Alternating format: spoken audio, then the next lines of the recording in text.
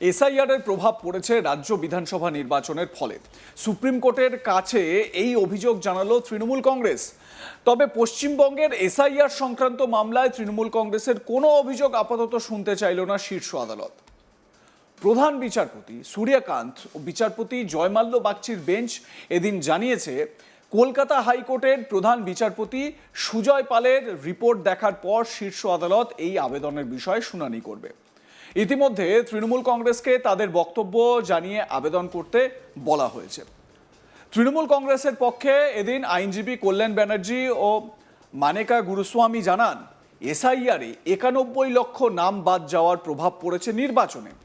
অন্তত 31টি সিটে বিজেপি প্রার্থী ও তৃণমূল কংগ্রেস প্রার্থীর প্রাপ্ত ভোটের ব্যবধান এসআইআর অ্যাডজুডিকেশনে যে পরিমাণ নাম বাদ গিয়েছে তার থেকে অনেক কম। দেখা যাচ্ছে তৃণমূল কংগ্রেস প্রার্থী পরাজিত হয়েছেন 862টি ভোটে। সেই কেন্দ্রে 5000-এর বেশি নাম বাতিল হয়েছে এসআইআরে।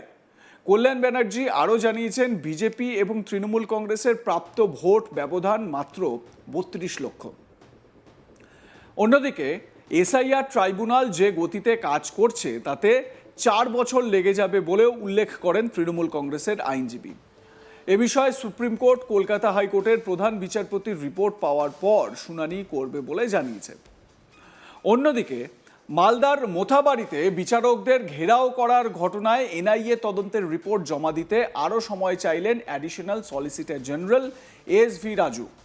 এদিন সুপ্রিম কোর্টের শুনানিতে প্রধান বিচারপতি সূর্যকান্ত ও বিচারপতি জয়মাল্য বাগচির বেঞ্চ নির্দেশ দিয়েছে, আগামী 2 মাসের মধ্যে যেন তদন্ত শেষ করা যায় সেই চেষ্টা করতে হবে।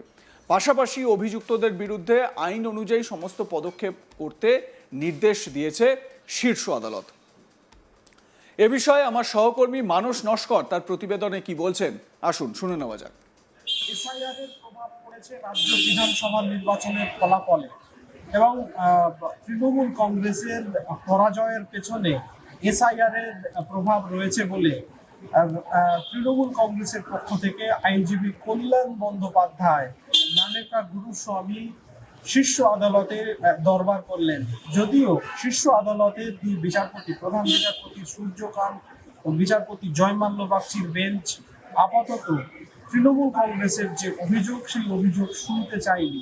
তৃণমূল কংগ্রেসকে জানিয়েছে যে তাদের যে বক্তব্য, তাদের যে আবেদন এবং তাদের যা বক্তব্য সেসব জানিয়ে লিখিত আবেদন জানাতে বলা হয়েছে শীর্ষ আদালতের কাছে। কারণ শীর্ষ আদালতের পক্ষ থেকে জানানো হয়েছে, এসআইআর সংক্রান্ত বিষয়ে কলকাতা হাইকোর্টের প্রধান বিচারপতি সুজয় পাল তার রিপোর্ট দেখার পরে এই সংক্রান্ত বিষয় বা এই মামলা এবং তৃণমূল কংগ্রেসের যে আবেদন সেই আবেদনের শুনানি করা হবে।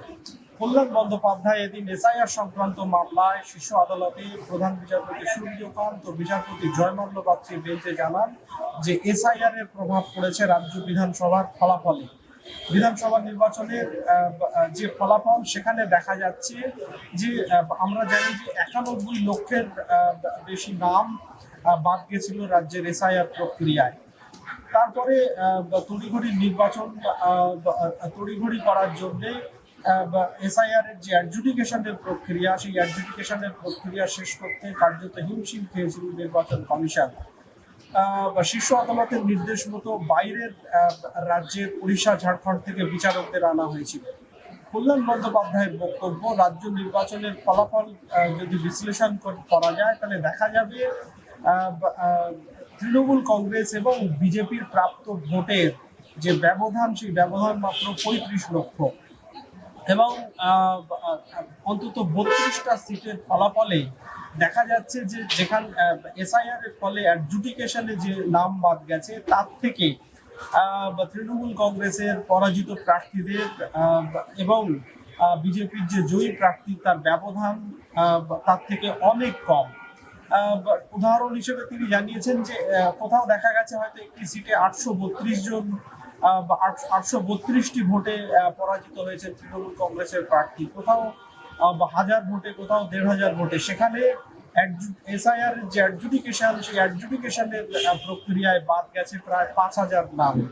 ফলে সরাসরি অন্তত 32টি সিটে প্রভাব পড়েছে বলে কল্যাণ বন্দ্যোপাধ্যায় জানিয়েছেন।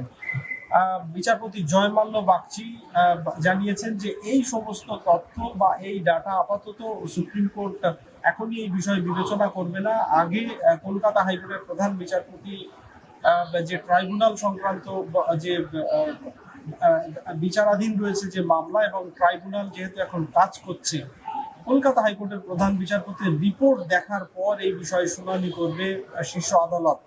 পাশাপাশি মানেকা গুরুস্বামী জানিয়েছেন যে ট্রাইব্যুনাল যে গতিতে কাজ করছে তাতে অন্তত 4 বছর লেগে যাবে যে আপিল রয়েছে বা যে পরিমাণ আপিল রয়েছে তার নিষ্পত্তি করতে। আমরা জানি যে প্রায় 35 লক্ষ আপিল হয়েছিল, সেখানে মাত্র কয়েক হাজার আপিলের নিষ্পত্তি হয়েছে বলে সূত্র মারফত জানা যাচ্ছে। ইতিমধ্যে ট্রাইব্যুনালের অন্যতম বিচারপতি কলকাতা হাইকোর্টের প্রাক্তন প্রধান বিচারপতি টি.এস. শিবজ্ঞানম তিনি পদত্যাগ করেছেন ব্যক্তিগত পারিবারিক কারণে, এবং তিনি বেশ কিছুদিন ধরে ট্রাইব্যুনালে ছিলেন, হাজার খানেক মতো মামলার নিষ্পত্তি করেছিলেন। গত সপ্তাহে তিনি পদত্যাগ করেছেন। এই পরিপ্রেক্ষিতে রাজ্য বিধানসভা নির্বাচনের যে ফলাফল, সেই ফলাফলে সরাসরি এসআইআর এর প্রভাব পড়েছে বলে তৃণমূল কংগ্রেসের পক্ষ থেকে শীর্ষ আদালতে অভিযোগ জানানো হয়েছে। যদিও শীর্ষ আদালতের পক্ষ থেকে শীর্ষ আদালত এখনই তৃণমূল কংগ্রেসের আবেদনকে গুরুত্ব দেয়নি। পরবর্তীতে তৃণমূল কংগ্রেসকে লিখিত আবেদন করতে জানানো হয়েছে। পাশাপাশি কলকাতা হাইকোর্টের প্রধান বিচারপতির রিপোর্ট দেখার পর শীর্ষ আদালত এই বিষয়ে সিদ্ধান্ত নেবে এবং এই বিষয়ে বিচার শুনানি করবে বলে জানিয়েছে।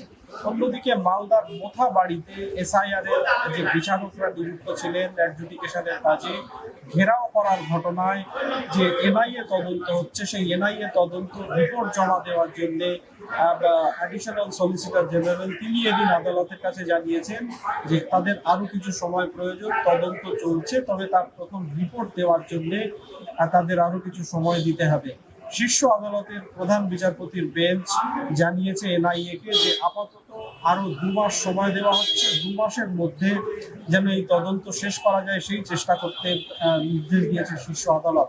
পাশাপাশি কোথাও কোনো বিচারক যারা এসআইআর এর কাজে নিযুক্ত রয়েছে, কোথাও কোনো থ্রেট পারসেপশন থাকলে বা কোথাও কোনো ভয়ের আবহ থাকলে যেন আইনত যথাযথ ব্যবস্থা নেওয়া হয়, নিরাপত্তা দেওয়া হয় বিচারকদের, এবং যারা অভিযুক্ত বলে চিহ্নিত বা যাদের যে সমস্ত অভিযুক্তরা বিচারাধীন রয়েছে সেই বিষয়ে আইনি যেন পদক্ষেপ করা হয়, তাদের বিরুদ্ধে যেন আইনসঙ্গত পদক্ষেপ করা হয় সেই নির্দেশ দিয়েছে শীর্ষ আদালত।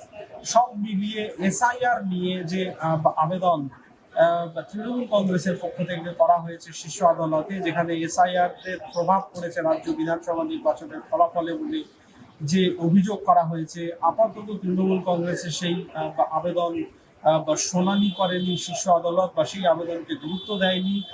তাদেরকে লিখিত আবেদন করতে বলা হয়েছে এবং কলকাতা হাইকোর্টের প্রধান বিচারপতির রিপোর্ট দেখার পর শীর্ষ আদালত এই বিষয়ে শুনানি করবে বলে জানিয়েছে। আপনাদের মতামত জানাতে ভুলবেন না। দেখতে থাকুন আজ তাক বাংলা, সাবস্ক্রাইব করুন আমাদের ইউটিউব চ্যানেলটি।